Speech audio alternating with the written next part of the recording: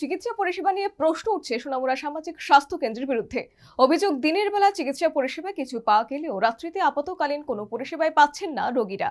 তবে সংশ্লিষ্ট হাসপাতালের দায়িত্বপ্রাপ্ত এমওআইসি পার্থ প্রতিম দাস বলেন, হাসপাতালে চাহিদার তুলনায় চিকিৎসকের সংখ্যা কম থাকলেও দায়িত্বপ্রাপ্ত চিকিৎসকরা সামলে নেওয়ার চেষ্টা করছেন। কিন্তু এত কিছুর পরও একাংশ রোগীর চিকিৎসা পরিষেবা নিতে এসে যে ধরনের ব্যবহার করে তা মেনে নেওয়া যায় না। চিকিৎসা পরিষেবা নিয়ে প্রশ্ন উঠেছে সোনামুড়া সামাজিক স্বাস্থ্য কেন্দ্রের বিরুদ্ধে। অভিযোগ, দিনের বেলা চিকিৎসা পরিষেবা কিছু পাওয়া গেলেও রাত্রিতে আপাততকালীন কোনো পরিষেবা পাচ্ছেন না রোগীরা। এমনই তিক্ত অভিজ্ঞতার শিকার হাসপাতালের পার্শ্ববর্তী এলাকার বাসিন্দা তাজুল ইসলাম নামে 57 বছর বয়সী এক ব্যক্তির। জানা গেছে, গত 16 ডিসেম্বর পায়ে পেরেক বিদ্ধ হন তাজুল ইসলাম। এরপর তিনি সোনামুড়া সামাজিক স্বাস্থ্য কেন্দ্রে চিকিৎসিত হন। গত 20 ডিসেম্বর তিনি হাসপাতালে আসেন ক্ষতস্থান ড্রেসিং করার জন্য, কিন্তু সে সময় হাসপাতালে কোনো চিকিৎসককেই দেখা পাননি তাজুল ইসলাম। শুধু তাই নয়, এই মাঝবয়সী ব্যক্তির অভিযোগ, হাসপাতালের রোগীকে বাদ দিয়ে সে সময় প্রাইভেট প্র্যাকটিসে ব্যস্ত ছিলেন এক চিকিৎসক। সমস্যা হলো আমার পায়ে প্যারাক ঢুকছিল, তার কাটা ঢুকছিল, তার কাটা ঢোকার পরে এটা ইনফেকশন হয়ে গেছে। ইনফেকশন হওয়ার পরে 2 দিন ড্যাশ করছি। পরের দিন আমি আবারও দিনের বেলা যাইতে পারছি না।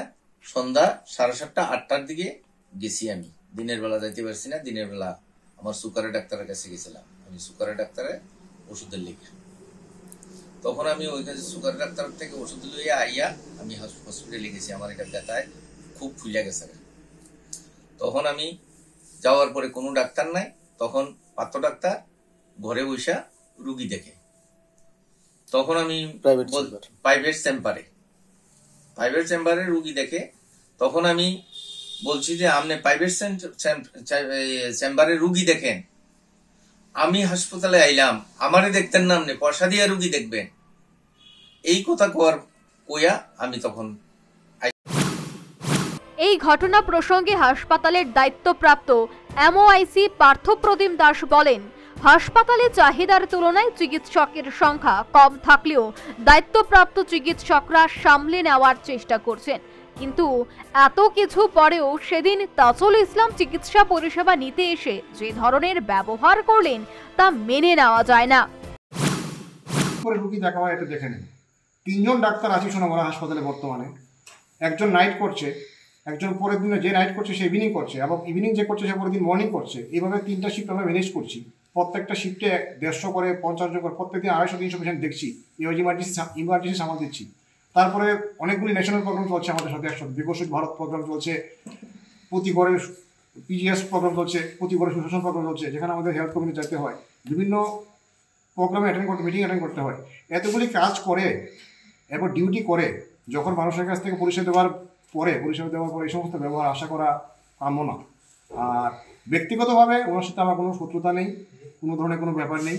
উনি কেন এ ধরনের ব্যবহার করেছেন আমি জানি না। এদিকে অভিযোগ প্রসঙ্গে বলতে গিয়ে ঘটনার সময় হাসপাতালে চিকিৎসার দায়িত্বে থাকা চিকিৎসক সর্বাণী দাস জানান, সে সময় অন্য 2 জন পেশেন্টকে নিয়ে ব্যস্ত ছিলেন, তাই তাজুল ইসলাম চিকিৎসা পরিষেবা দিতে একটু দেরি হওয়ায় তিনি চটে যান এবং বিরূপ আচরণ করেন। তাছাড়া তিনি বলেন, হাসপাতালে রাতে পুরনো ড্রেসিং করা হয় না। উনি আমাকে ডাইরেক্ট কিছু বলেননি, উনি এসেই ড্রেসিং রুমে ঢুকে গেছেন। তো ওনার যে পার্টি, উনি এসে আমাকে জিজ্ঞেস করলেন যে ম্যাডাম একটা ড্রেসিং আছে, এখন হবে কি? আমি বললাম এখন তো 8:30 বাজে, তো পুরান ড্রেসিং তো এখন হয় না, তো কালকে আসুন, সকালে ওপিডিতে আমরা করে দেবো। তো ওনার আগেও আমরা ড্রেসিং করে দিয়েছিলাম, মানে এর আগের দিন উনি এসেছিলেন, তখনও আমরা ওনার ড্রেসিং করে দিয়েছিলাম। কিন্তু ওই সময় আমি এতটাই বিজি ছিলাম, আমি পেপার ওয়ার্ক করছিলাম, ওই রুগীটাকে রেফার করতে হবে, একটা স্ট্রোকের রুগী ছিল। তো আমি বলছি যে আমি তো এখন একটু বিজি আছি, স্ট্রোকের পেশেন্টটাকে অ্যাটেন্ড করি, ঠিক আছে আপনি কালকে আসুন, আর যদি না হয় তাহলে আমরা করে দেবো। কিন্তু উনি শুনেনি আমার কোনো কথা। তো উনি এই কথা শুনে উনি হঠাৎ রেগে গেলেন, রেগে গিয়ে মানে অকথ্য ভাষায় গালিগালাজ করলেন। উনি ডাইরেক্ট আমার কাছে এসে বলেননি যে ম্যাডাম আমার পায়ে ব্যথা হচ্ছে বা কিছু।